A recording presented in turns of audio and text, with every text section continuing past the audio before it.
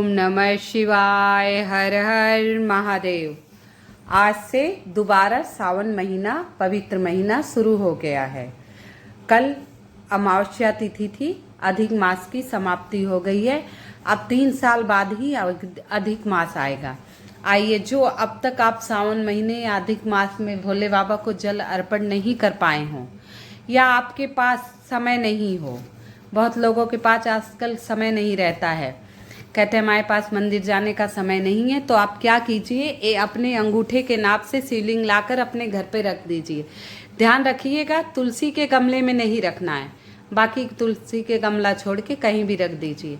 और प्रतिदिन 1 बेलपत्र, 1 लोटा जल अर्पण कीजिए और 1 कनेल का फूल चढ़ाइए।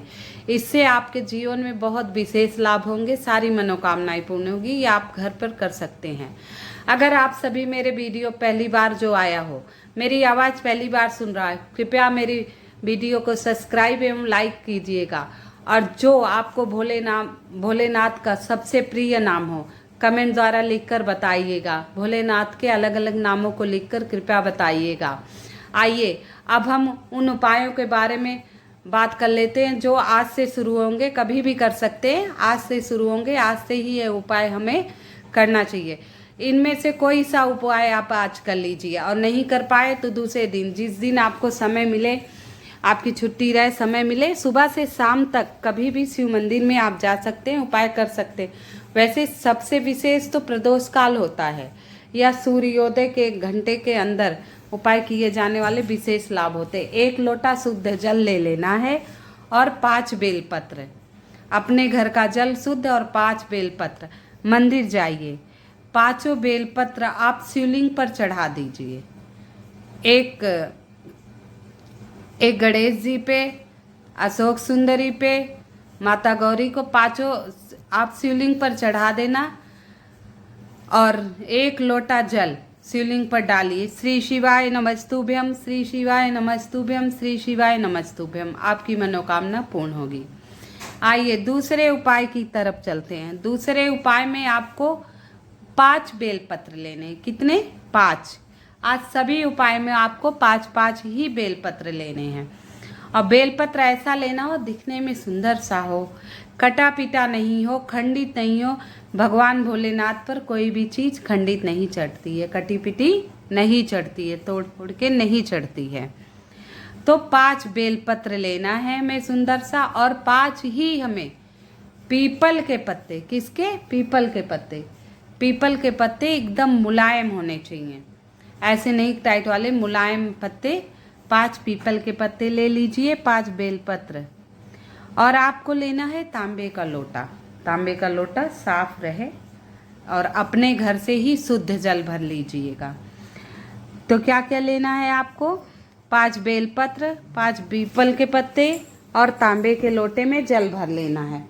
भर के इसमें ही, इस लोटे में ही आपको 5 बेलपत्र और 5 पीपल के पत्ते डाल देने हैं। इसमें आप में इस जल में भर देना है।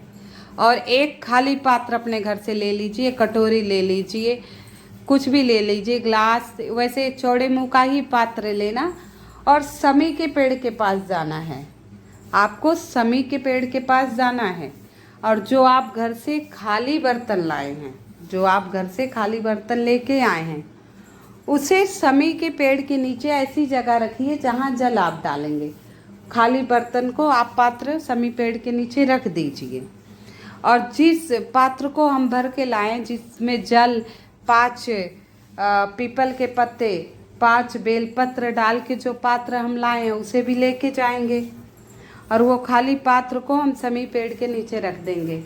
समी का पेड़ बड़ा मिल जाए तो अति उत्तम, अगर नहीं मिले तो छोटा रहे तो भी चल जाएगा, उपाय तो करना ही है। तो उस पात्र को रखे और अवधूतेश्वर महादेव का नाम ले। किसका? अवधूतेश्वर महादेव का नाम लेकर वो जल ऐसे डाले कि जो नीचे रखे पात्र में वो जल गिरे। अवधूतेश्वर महादेव का नाम लेकर उस समीक पत्र पे जल डाले, वो जल उस पात्र में गिरे जो आप पहले से नीचे रख दिए हैं। और जल डालने के बाद उसमें पत्ते रह जाएंगे, पत्ते तो गिरेंगे नहीं, तो आप उन पत्तों को निकाल कर समी के पेड़ के नीचे रख देंगे, जड़ के पास। और ये जल घर लाकर जो व्यक्ति आपके घर में बीमार है उसे आप पिला दीजिए। ऐसा करने से कुछ ही दिनों में उसके स्वास्थ्य में सुधार आने लगेगा। लेकिन हर कार्य आपको विश्वास से करना है, बिना विश्वास के कोई कार्य पूर्ण नहीं होता है। आओ तीसरे उपाय की तरफ चलते हैं। तीसरे उपाय में भी हमें क्या लेना है? 5 बेलपत्र, क्योंकि 5 वाला उपाय है। तो हमें 5 बेलपत्र लेना है, और बेलपत्र सुंदर हो, कटे पिटे नहीं हो, मुलायम हो, खंडित कहीं से नहीं हो। और 2 पात्र मैंने आजकल कई वीडियो में बताया, इसका अर्थ भी बताया। सावन के महीने में 2 पात्र जल क्यों चढ़ते हैं। तो 2 पात्र जल ले लीजिए। पहले आपको क्या करना है, घर से शुद्ध जल भर ले जाइए। पात्र कोई ज़रूरी नहीं कि तांबे का हो, स्टील का भी हो, पीतल का भी हो, कैसा भी हो, वो आपके ऊपर है। 2 पात्र 5 बेलपत्र ले जाएं और शिव मंदिर चले जाएं लेकर। ये 5 बेलपत्र धुलकर साफ कर लीजिए। ये बेलपत्र आपको कहाँ चढ़ाने हैं? ये आपको 5 बेलपत्र शिवलिंग पर चढ़ाने हैं। शिवलिंग पर चढ़ाने हैं। कैसे चढ़ाने? पहले तो दाईं तरफ गणेश जी का स्थान, फिर बाईं तरफ कार्तिकेय जी का स्थान, फिर जिस तरफ आप जलाधारी गिरती है वहाँ एक पर डंडी नीचे लटकती हुई हो, और एक इस साइड में गणेश जी, कार्तिकेय जी, जलाधारी। और यहाँ शिवलिंग के पास जो बेलपत्र रखा है, शिवलिंग जहाँ से जुड़ी रहती है, कहते हैं ये माता पार्वती का स्थान होता है। तो एक बेलपत्र माता पार्वती के स्थान पर, और फिर जो 5वां बचा है वो शिवलिंग पर ऐसे रखना है। पत्तियाँ आपकी तरफ, उत्तर की तरफ मुख हो, और डंडी अशोक सुंदरी की तरफ हो, इस तरफ जैसे रखा है, ऐसे रखना है आपको 5। उसके बाद आपको किस नाम लेना है? त्रिपुरारी सुंदरी महादेव का। त्रिपुरारा सुंदरी महादेव का नाम लेकर दोनों हाथों से जल आप धीरे धीरे चढ़ाते जाइए। त्रिपुरारी सुंदरी का नाम लेकर धीरे धीरे आप जल चढ़ाते जाइए। एक साथ ही जल को चढ़ाना है, और बेलपत्र के ऊपर से जल चढ़े। बेलपत्र जो आपने एक लगाया उस पे लगाकर आप उस जल को चढ़ाइए। चढ़ाने के बाद वहाँ 5 मिनट बैठकर जो भी भोले बाबा का मंत्र आपको याद हो उस मंत्र का जाप कीजिए, और अपनी मनोकामना अवश्य कह दीजिएगा।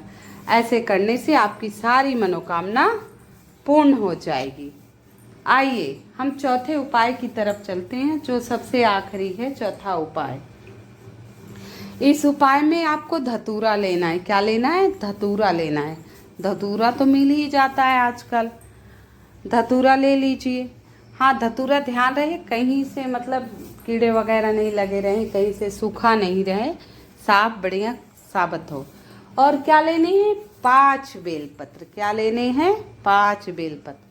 अब ये बेलपत्र शिवलिंग पे नहीं चढ़ाना है हमें, ये 5 बेलपत्र ले लीजिए, और लेके हमें शिव मंदिर ही जाना है। शिव मंदिर जाना है। धतूरा तो हमें शिवलिंग पर चढ़ाना है। धतूरा हम कहाँ चढ़ाएंगे? शिवलिंग पर। कैसे चढ़ाएंगे? उत्तर की तरफ मुँह करके, उत्तर दिशा की तरफ मुँह करके खड़े होना है आपको। उत्तर दिशा की तरफ मुँह करके खड़े होइए। जो कांटे वाला भाग है वो आपकी तरफ होना चाहिए, डंडी भगवान की तरफ होना चाहिए। ये आप शिवलिंग पर धतूरा चढ़ा दें। और 5 बेलपत्र हमें नंदी पे चढ़ाना। पहला बेलपत्र जो पैर नंदी महाराज के उठे हैं वहाँ रख दीजिए, और दूसरा दूसरे पैर पे, तीसरा आपको कान के पास रखना है, और चौथा दोनों सींगों के बीच में। कहाँ रखना है? दोनों सींगों के बीच में। पहला जो नंदी पैर उठाए वहाँ, दूसरा दूसरे पैर पर, तीसरा दोनों सींगों के बीच में, चौथा कान पर, और 5वां पीठ पर। ऐसा रख के जो आपकी मनोकामना हो कह दे, अवश्य पूर्ण होगी। इनमें से जो उपाय आपको आसान लगे करिएगा और अंतिम में क्षमा याचना जरूर कर लेना चाहिए। हे प्रभु, मेरी गलतियों को, अज्ञानता को क्षमा करना, जितना मुझे ज्ञान था मैंने किया। हर हर महा